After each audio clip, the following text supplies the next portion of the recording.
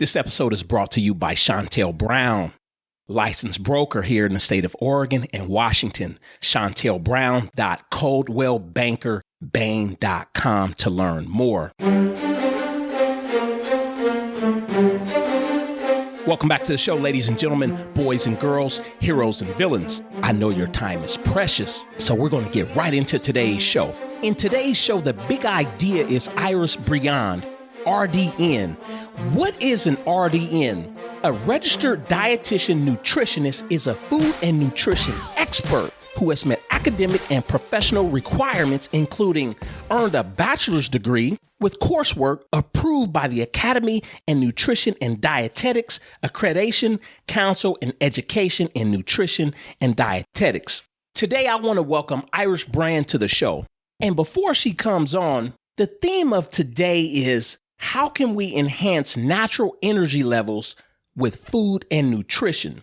Some of the things we're going to discuss is improving strength and endurance through nutrition, boosting metabolism, enhancing electrolyte balance, amping up cardiovascular health, maintaining good stamina, improving coordination and mental focus, and also improving long-lasting satisfaction from meals. Now, within that, what are some ways to decrease cravings for junk food while developing a healthy appetite for food that nourishes your body and mind? We have a lot to cover today. This isn't a massive play, but this is a deep one when it comes to nutrition. I wanted to bring an expert on to discuss this. I know we have a lot of snake oil salesmen and saleswomen in the industry. We might have to debunk some of those myths. Don't mean to hurt any feelings, but we're going to get right into today's show. Welcome to the show, Iris Briand. Iris, tell us a little bit about what you do. What's your day-to-day work schedule or work like in your business of helping out the student athlete or helping out the parent or just your general client? Definitely. So I would say that the main things that I'm working on are just visiting with my clients one-on-one. Sometimes their families come, partners, children, and, really just get a good understanding of the lifestyle, of the health goals. And, just with the clients, we just slowly make sustained changes to get their lifestyle in check for what their goals are. You know what? I can certainly understand and appreciate where you're coming from because often I'm working with the student athlete and we'll set strength and conditioning goals. We'll set academic goals, but sometime maybe we as professionals will forget about the nutrition goals or the nutritional lifestyle goals. So, one of the things that we discussed, in a prior meeting was how can we enhance natural energy levels with food and nutrition? Tell me about some of the things that you do or what strategies do you have in place to help, your clients or the student athlete? Definitely. So some of the things that are really important for enhancing natural energy levels are getting to the bottom line, which is enhancing digestion. And the reason why that's so important for enhancing our energy levels is a lot of time, we can eat and eat and eat and eat, but if we have poor digestion, we actually are not absorbing all of the nutrients that we would be normally. And so we can feel lethargic, even if we're eating a great diet, if we haven't really solved and enhanced that underlying cause, which is often digestion. Okay, so what are some of the strategies that you have in place to enhance our digestion or our digestive systems? Definitely. There are a few different things that we can do. And in all honesty, of course, it starts with a good diet, but just as much as that, which I'll get into, briefly here, but also it's absolutely understanding that we need to be in a specific nervous system pattern, which is called parasympathetic nervous system. And that's our rest and digest nervous system. So a lot of time, especially in this fast-paced world, and especially with, student athletes and their families, bringing them every which way, if it's, young athletes or, of course, driving around to different practices and and meets and tournaments and all that, we don't allow our body to get into the right nervous system. We're still in sympathetic. So that's the fight or flight. And we can't be in both at the same time. So again, we need to have that enough time before and after, and of course during our meal, to be mindful if we are still stressed. Are we having racing thoughts? Are we, hurting? Or do we have, are we in pain? Are we cramping? Likely, we're still in sympathetic nervous system. And then, unfortunately, we're not able to get the most out of our food. So that's huge in our energy levels, is maintaining that balance of when we're in our race, we're going to be in that flight mode. When we're in our, day-to-day activities, we need to be aware of, are we still in the fight or flight, or have we gone to the other side of rest and digest? And alternating between those two is absolutely one of the most important things we can do for our digestion besides food. Yeah, in terms of food, some of the best ways we can improve our digestion are by focusing our diet in a more healthy fats and protein concentration, mostly healthy fats, medium protein, and high vegetable intake. And why this is so important for our digestion is that fats and protein leave the stomach last. So what that means is we're feeling more satisfied with our food, and we have a more slower digestion of our food, which means that those nutrients are distributed and absorbed in gives us more time to be able to absorb them. On the other hand, refined carbohydrates, sweets, breads, pastries, cereals, those are carbohydrates and they digest very quickly, especially ones that don't have a lot of fiber. So like, white breads or white cereals, they digest very quickly, and they also tend to leave us high and dry, which means we get really excited, a lot of energy, surge with energy, that's our blood sugars, and then we kind of crash and crave more food, which is not good for our digestion to be constantly eating. And then along the same lines as that, we want to make sure that our blood sugars are also in check. So when we eat a great deal of refined carbohydrates, our blood sugar levels are up. And why that's important to make sure we balance that out with the healthy fats and proteins is because carbohydrates make those blood sugars go up, and that actually creates a stress response in our body. So further preventing us from being in that parasympathetic nervous system. So it's all about the right foods for our body in the right, concentrations, distribution, and then, of course, being aware of the mental aspects of that as well. So it's both physical and mental. Yes, if you're out there, if you're living off the soda pops, living off the high sugar or high fructose drinks, not going to work for you as a student athlete. Not going to work for you. And even a little more advanced into that is that when we do eat a lot of fructose and grains and juices, sodas, candies, chips, things like that, it actually feeds bacteria in our digestive tract, the bad bacteria.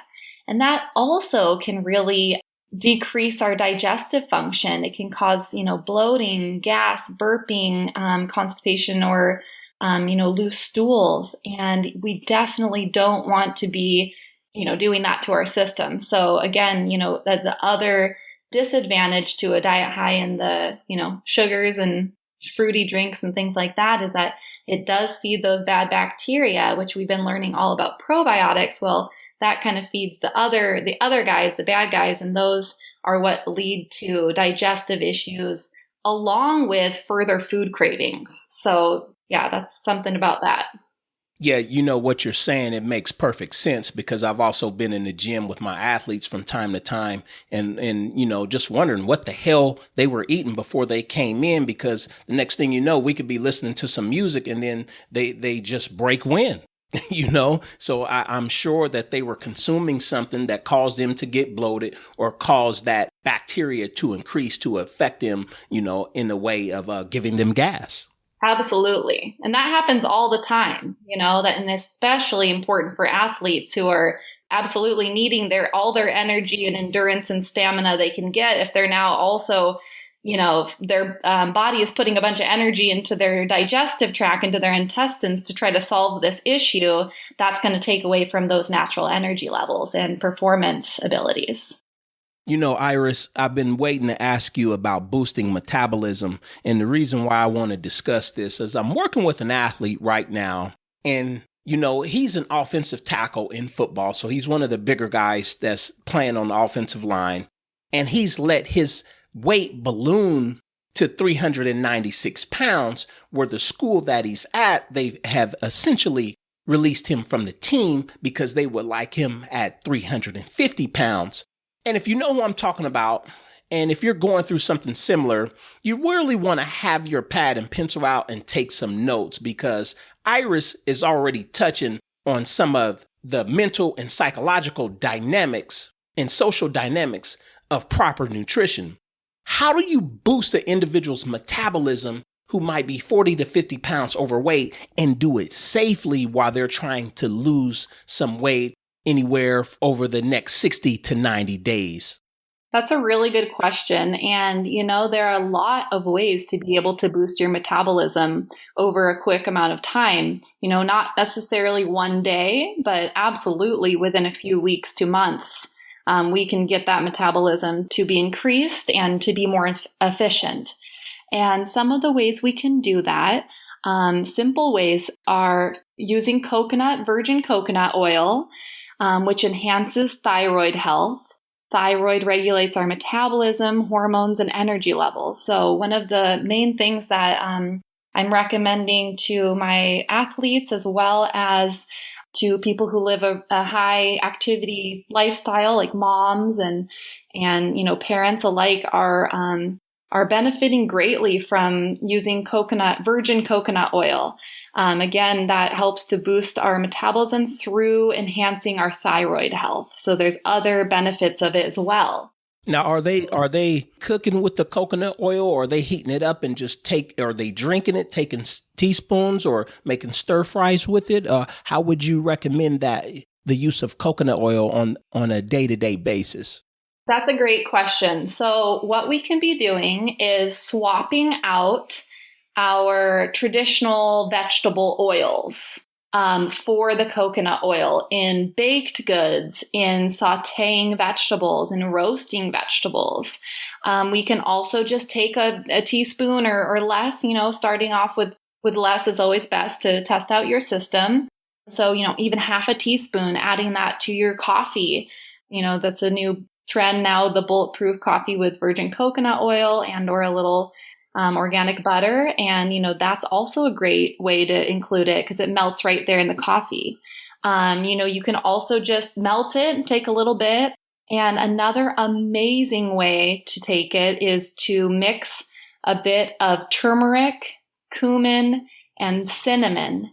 And what happens is when you mix those things together with the coconut oil, you're not only getting those metabolism boosting effects, but you're also increasing your circulation.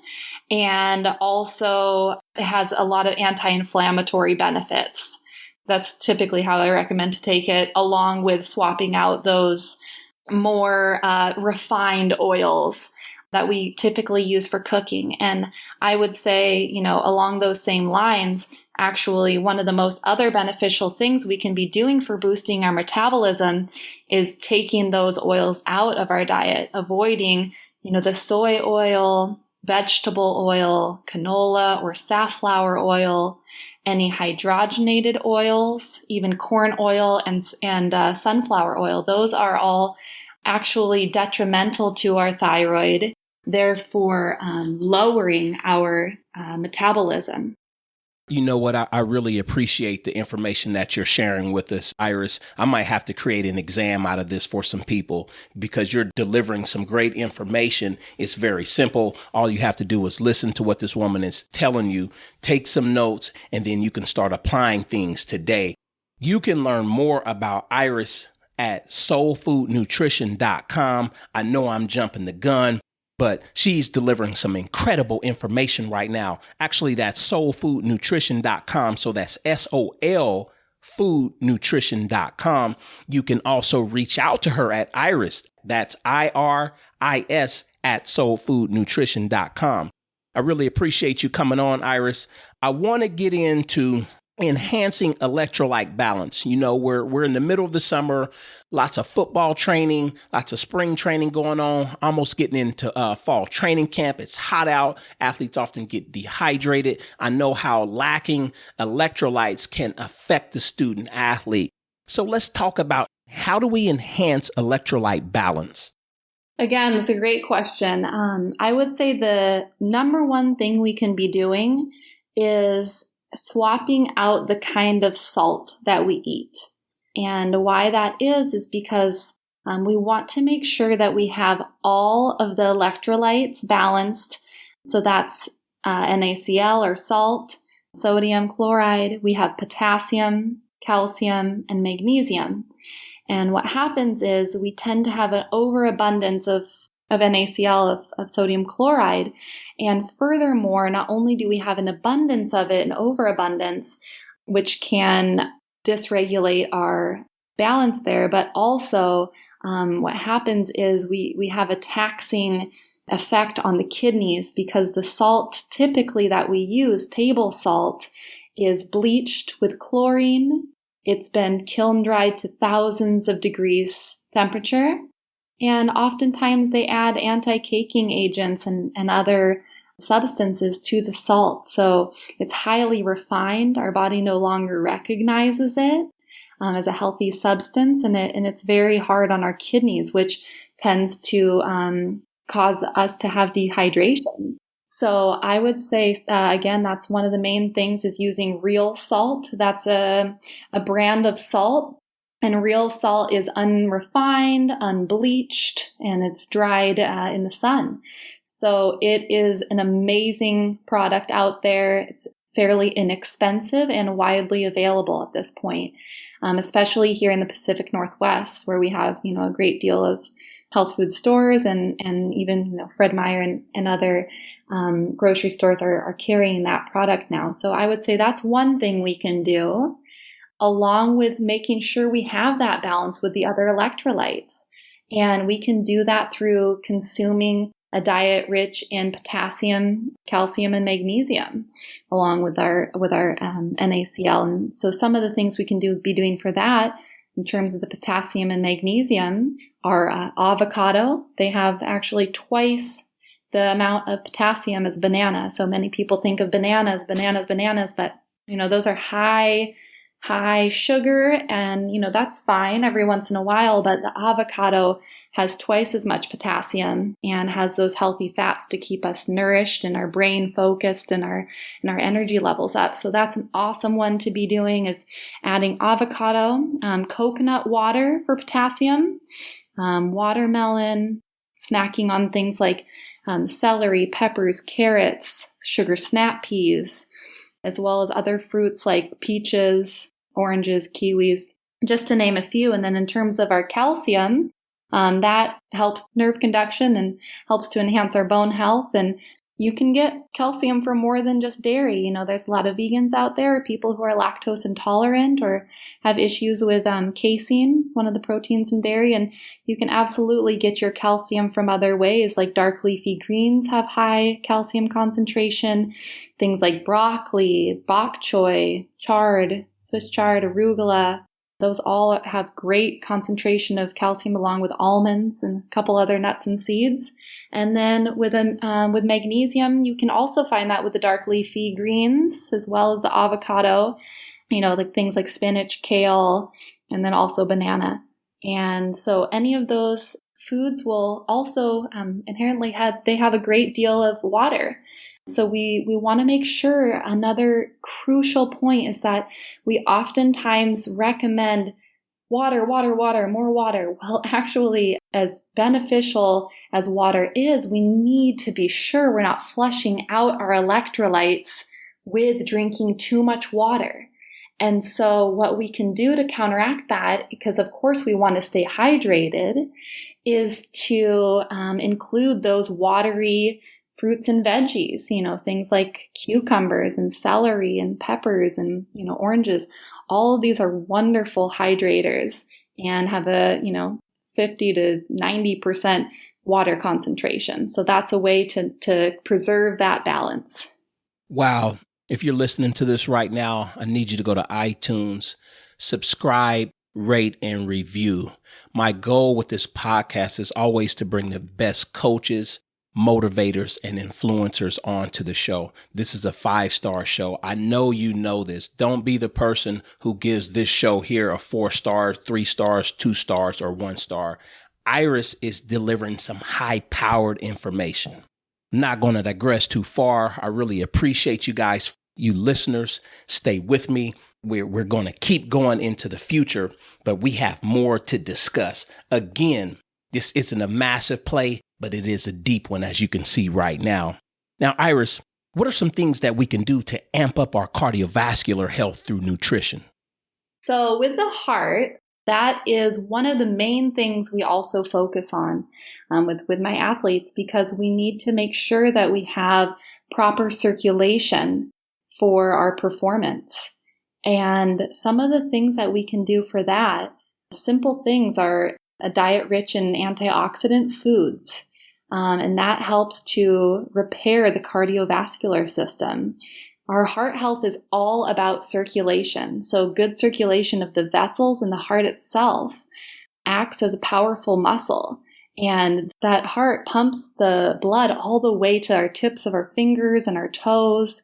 So athletes especially can be prone to damage in their fingers and toes and feet and hands if they don't have enough antioxidants. And so making sure that we eat lots of fruits and vegetables, nuts and seeds can be crucial to get those antioxidants in our system to improve that circulation and the repair. Oh, another thing too with that is making sure that our cholesterol levels are in a good range to prevent plaque buildup. And that just means that your HDL is high and your LDL is low. And the diet that I promote, the high healthy fats, medium protein, low grain carbs, and high vegetable diet helps to keep that HDL up and the LDL down. And so that's one crucial thing we can be doing is that kind of diet. Yes. And I wanted to ask, Iris, what are some of the vegetables that you would recommend?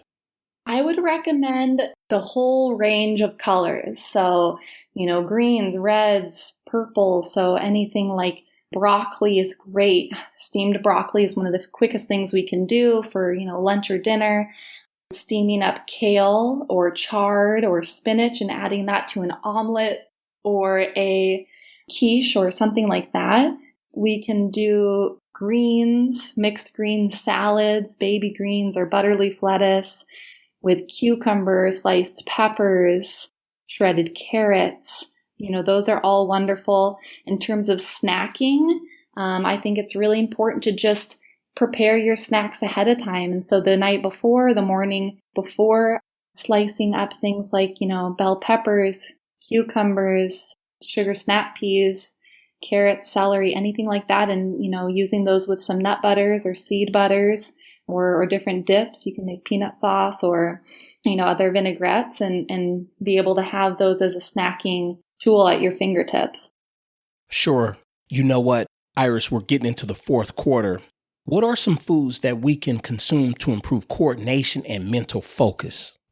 So to improve coordination and mental focus, one of the things that we want to do is make sure that our vitamin D levels are in balance. And why that's so important is because the vitamin D controls our balance, our bone health, our mood. New studies are showing that it is crucial for our balance. And unfortunately, here in the Pacific Northwest, especially, we are prone to vitamin D deficiency. Most of my clients are below 20, which is a severe deficiency. And we want those levels, the optimal levels for our health and performance, are above 50. So we definitely need to get the vitamin D levels up, and there are ways to do that through supplementation. Unfortunately, it doesn't come from food, it comes from the sun, but there are some amazing supplements that can help bring those levels up in just months. So vitamin D is incredibly important for mental focus and coordination and endurance, as well as fish oil. Fish oil that's free of PCBs and mercury. So there's only a few products that I would recommend for that. And that also helps with our mental focus. We absolutely need that omega-3 concentration for building our mental focus.